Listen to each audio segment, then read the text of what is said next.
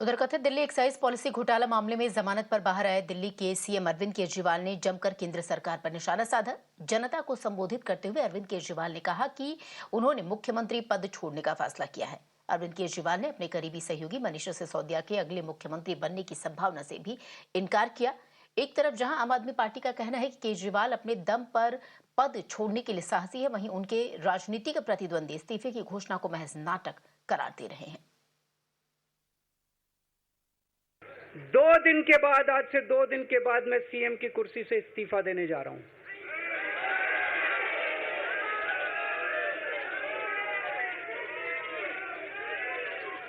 और मैं तब तक सीएम की कुर्सी पे नहीं बैठूंगा जब तक जनता अपना फैसला ना सुना दे।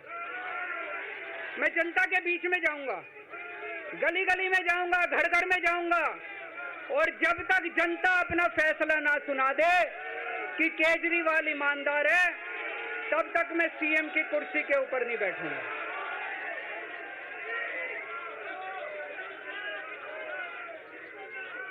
आज से कुछ महीने बाद चुनाव है, दिल्ली के चुनाव है।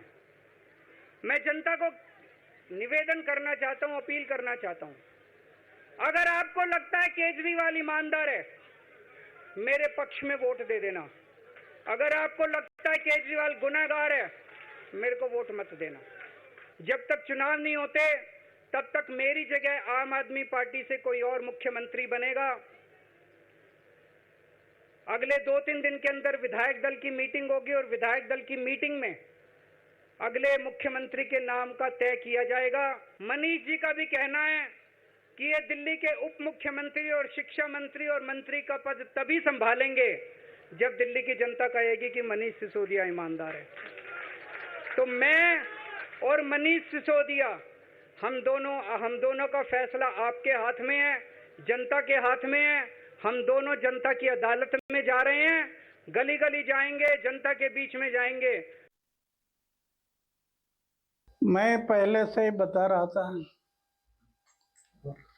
राजनीति में नहीं जाना, समाज की सेवा करो, बहुत बड़ा आदमी बन जाएगा। कई साल हम लोग साथ में थे, उस टाइम बार बार मैं कह रहा था कि राजनीति में नहीं जाना, समाज सेवा ये अपने जीवन में आनंद देती है, आनंद में डूबे रह रहा हूँ। लेकिन उसके दिल में नहीं लगा, कोई बात आई नहीं। और आज जो होना था हो गया। मैं वो तो उनके दिल में क्या है मैं क्या जानना। As of now, Arvind Kejriwal has announced that he will be resigning from the post of Chief Minister in next 48 hours, and it's expected that he will tender his resignation on Tuesday. Now, who will be the next Chief Minister, that remains to be seen. Several speculations are being made so as to who will be in the race of a Chief Minister, who will be nominated next as the Chief Minister of Delhi. Certainly, whosoever will become the Chief Minister of Delhi will be for a period of 6 months, because Delhi is also going to witness elections in the month of February.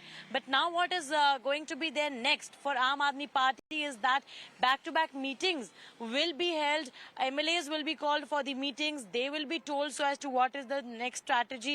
And Arvind Kejriwal, as he said that post his resignation, he will also be participating actively in the Haryana Assembly polls. And also we are expecting that according to the protocol, also after he will tender his resignation, he will also leave his residence from civil lines. So these are all the sequence of events that we are learning that are set to take place in the next 48 hours, or we can say this complete week from now, because this complete week is going to be very much a politically hectic week for Aam Aadmi Party, because after Kejriwal's resignation, as he has announced, what happens next is to be seen.